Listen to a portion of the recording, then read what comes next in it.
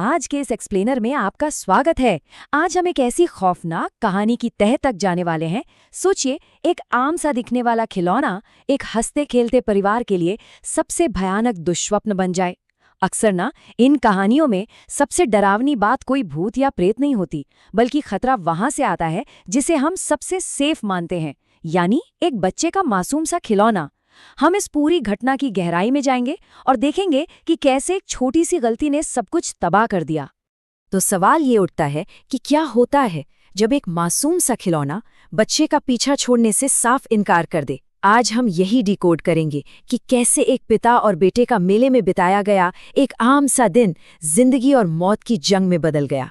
हमारा पूरा फोकस उस अटूट सुपरनैचुरल बॉन्ड पर रहेगा जो उस छोटी सी बच्ची और उस शापित कठपुतली के बीच बन जाता है। सच में ये एक ऐसी सिचुएशन है जो किसी के भी होश उड़ाने के लिए काफी है।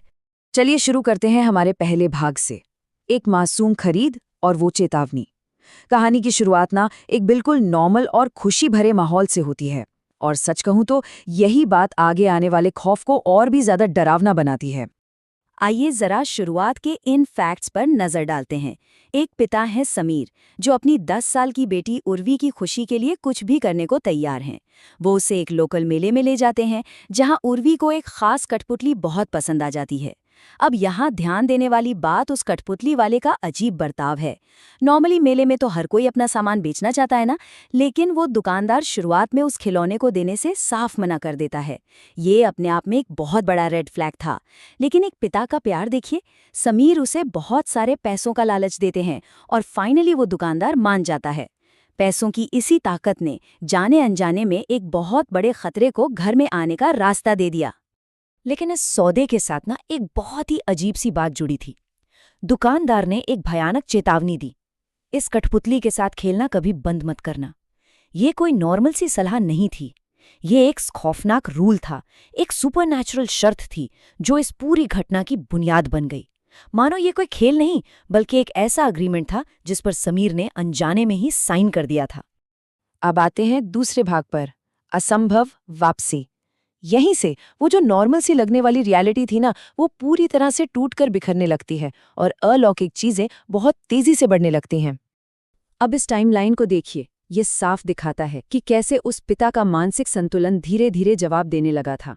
पहली ही रात कठपुतली की आंखों से खून के आंसू निकलते हैं, एकदम शुद्ध खौफ। समीर बुरी तरह घबराकर उसे खिड़की से बाहर फेंक देते हैं। लेकिन सोचिए, अगली सुबह उर्वी फर्श पर उसी कठपुतली के साथ खेलती हुई मिलती है। हताश होकर दोपहर में समीर उसे मीलों दूर एक नदी में फेंकाते हैं। लेकिन शाम तक वो खिलौना बहुत ही रहस्यमयी तरीके से फिर से बच्ची के हाथों में वापस आ जाता है।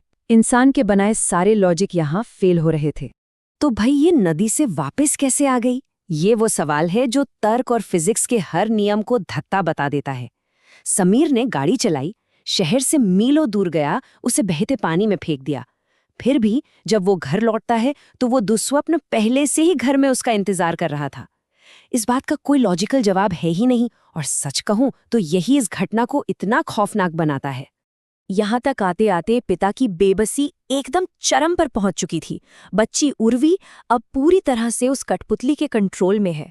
वो उससे एक सेकंड के लिए भी खुद से अलग नहीं करती, और वो खिलौना वो रात के अंधेरे में घर के अलग अलग कोनों में दिखाई देता है, मानो वो पूरे घर की निगरानी कर रहा हो।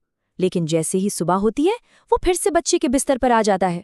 ये साइकोलॉजिकल टॉर्चर का एक ऐसा लेवल है जहां आपको अपने ही घर का हर कोना असुरक्षित लगने लगता है। अब बढ़ते हैं तीसरे भाग की तरफ, चरम सीमा और नियंत्रण का उलटना। जवाब ढूंढने की हताशा में समीर क्या करते हैं, वो उर्वी को उसकी दादी के पास छोड़ते हैं और सीधे उसी मेले में वापस जाते हैं। लेकिन वहां जाके पता चलता है कि वो कठपुतली वाला बिना कोई सुराग छोड़े पूरी तरह से गायब हो चुका है। समीर अब बिल्कुल अकेले थे, और असली खौफ का तांडव तो अभी शुरू ही होने वाला था। और ये वो टर्निंग पॉइंट है जहां दिमागी टॉर्चर एकदम ब्रूटल और फिजिकल वायलेंस में बदल जाता है। घर लौटने पर समीर के सामने जो मंजर था वो रूह कंपा देने वाला था। दादी फर्श पर खून से लथपथ पड़ी थीं, उनके सिर पर गहरी चोट थी। ये खिलौना अब सिर्फ डरावना नहीं रहा था, ये जानलेवा बन चुका था। घर के एक बुजुर्ग पर ऐसा जानलेवा हमला ये साफ बताता है कि उस शक्ति की कोई लिमिट नहीं थी। दादी ने हाफते हुए अपनी आखिरी सांसों में बस एक ही चेतावनी दी, कठपुतली को उर्वी से दूर कर दो। आइए इस डायनामिक को थोड़ा समझते हैं। पहले जहां उर्वी एक आम बच्ची थी, अपनी मर्जी से चलती फिरती और खेलती थी, वहीं अब सब कुछ एकदम उलट चुका था।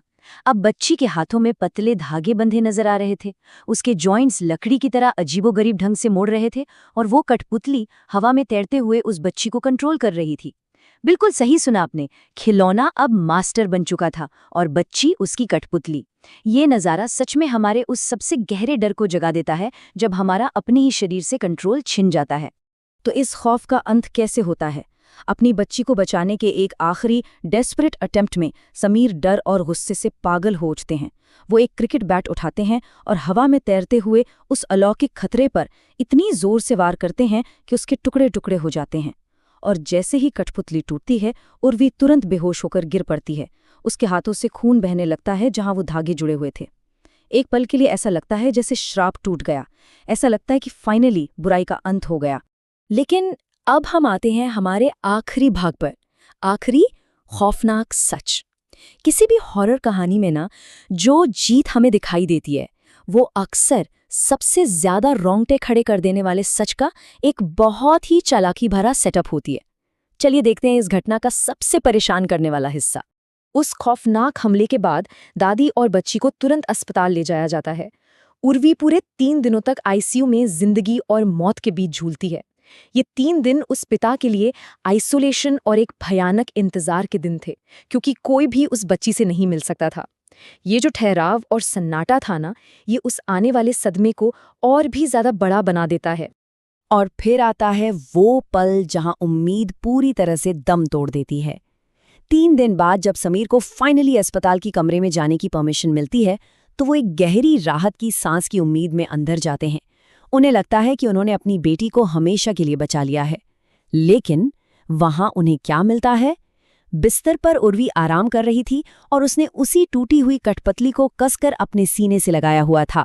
जी हाँ, वही दुष्स्वप्न जिसे समीर ने अपने हाथों से चकनाचूर कर दिया था, वो फिर से उनकी बेटी की बाहों में बिल्कुल सेफ था। इससे ये साबित हो गया कि उस सुपरनैचुरल शक्ति को किसी भी फिजिकल चोट से कोई फर्क नहीं पड़ता। और जैसे ही समीर सदमे में उस कठपुतली की तरफ देखते हैं, वो कठपुतली वापस उन्हें एक भयानक शैतानी मुस्कान के साथ घूर रही होती है। ये अटूट साइकिल उस दुकानदार के सबसे पहले रूल को एकदम सही साबित कर देती है, कभी खेलना बंद मत करना। वो कोई नॉर्मल सा सजेशन नहीं था दोस्तों, वो एक उम्र कैद की सजा थी। वो मुस्कान इस बात का जीता जागता सबूत है कि इंसान उस मिस्टीरियस पावर के सामने कितना ज्यादा बेबस है। और इसी के साथ हमारा ये एक्सप्लेनर एक बहुत ही डिस्टर्बिंग सवाल पर आकर रुकता है। अगर उस शापित चीज को तोड़कर खत्म करके भी नहीं रोका जा सका, तो क्या उर्वी हमेशा हमेशा के लिए इस खूनी खेल में फंस गई है? ये बात हमें ये सोचने पर मजबूर कर देती है कि क्या वाकई कुछ भयानक शक्तियों को कभी सच में हराया जा सकता है, या वो बस अपना रूप बदलकर हमारे सबसे करीब वापस लौट आती हैं। आज के इस चर्चा में हमारे साथ जुड़ने के लिए आपका बहुत बहुत शुक्रिया।